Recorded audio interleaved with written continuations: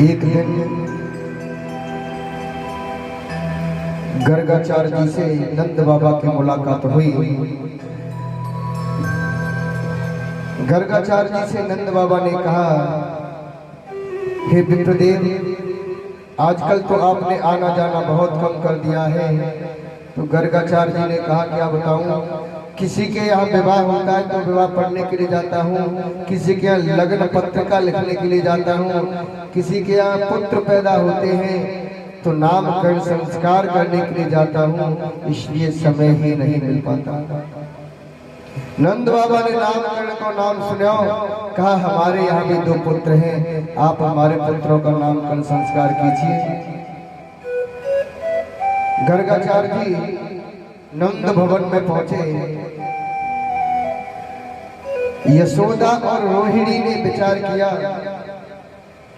कि ब्राह्मण वास्तव में ही ज्योतिषी है या कोई वैसे ही खड़िया पलटा ब्राह्मण है, इसकी थोड़ी परीक्षा कर ले। यशोदा का लाला था वो रोहिणी ने अपनी गोद में ले लिया, और रोहिणी का पुत्र था वो यशोदा ने अपनी गोद में ले लिया।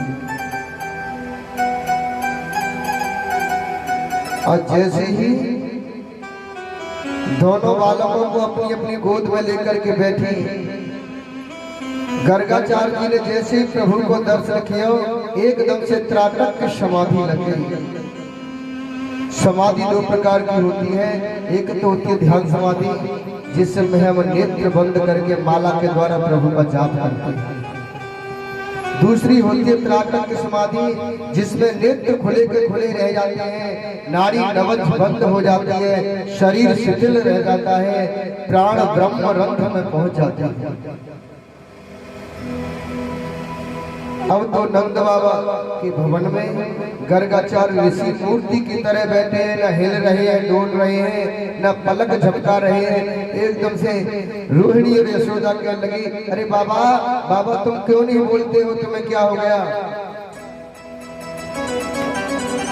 कहने लगी, बहना हो, हमें तो ऐसा लगे कि ये ब्राह्मण देव तो सिधार गए, बहुत देर हो गई, जल के छींके मारे, 20 मिनट बाद जब समाधि खुली,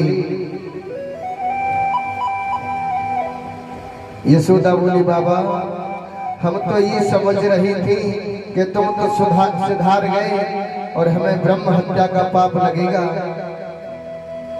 गर्गाचार्य जी ने जैसे ही देखा माता बड़ी चतुर है, लालाओं की अदला बदली कर ली। मैया यशोदा की ओर गर्गाचार्य जी ने इशारा करके और नामकरण किया, अयं मे रोहिणी पुत्रो रमयन सुहृद गुणै आख्यास्यते राम इति वलध्याद बलं वेदो।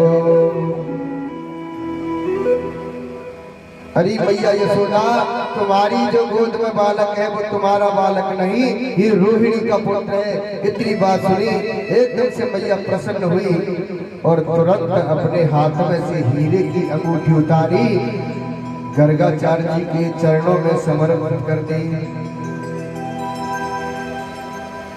कहा, ये रोहिणी का पुत्र है, ये बहुत बलवान होगा। बल की अधिकता के कारण लोग इसे बलराम कहेंगे। ये एक गर्भ से दूसरे गर्भ में खींच करके लाया गया, आकर्षण के कारण इसका नाम संकर्षण होगा। कोई इसे हलदर कहेगा, कोई दाऊ भैया कहेगा। रोहिणी माता की गोद में जो बालक है वो यशोदा का बालक है, और नामकरण किया। आसन वर्णाश्रयो हास्य ग्रहतो नो युगम तनो शुक्लो रक्तस्तथा पीत इदानीं कृष्णागतः। पहले इसका शुक्ल वर्ण था, फिर रक्त वर्ण होगा, फिर पीत वर्ण होगा, और अब कृष्ण वर्ण होने के कारण, सांवला सांवला होने के कारण इसका नाम कृष्ण होगा। ये जैसे जैसे काम करेगा वैसे वैसे इसके नाम होते जाएंगे। कोई गिरधर कहेगा, कोई गोपाल कहेगा। अब मैया बोली, बाबा रख लिए तुमने नाम, तुम्हारे नाम की हमें जरूरत ना है।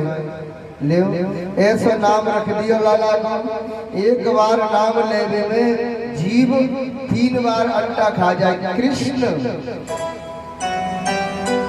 बाबा तुम्हारे नाम तुमको मुबारक हो, हमने तो पहले से ही अपने लालाओं के नाम रख लिए हैं। और ये बात सत्य है, पंडित जी चाहे कितना भी शोध करके नाम रखें, माताएं अपना प्यार का दुलार का नाम अलग रख लेती हैं। मैया ने भी अपने लालाओं के नाम रखे क्या? एक को नाम कलुआ, एक को नाम बलुआ। कोई कष्ट ना पड़े, नाम रख ले। गर्गाचार्य जी के लिए भोजन बनाए, व्यंजन बनाए, भोजन की थाली परोस करके सामने रखी। जैसे नेत्र बंद करके कहा, हे प्रभु भोग पाइए। जब प्रभु का भोग लगाया, मेरे गोपाल धीरे धीरे गुटुवन गुटुवन चल करके आए और थाली में से खीर पूरी खाने लगे।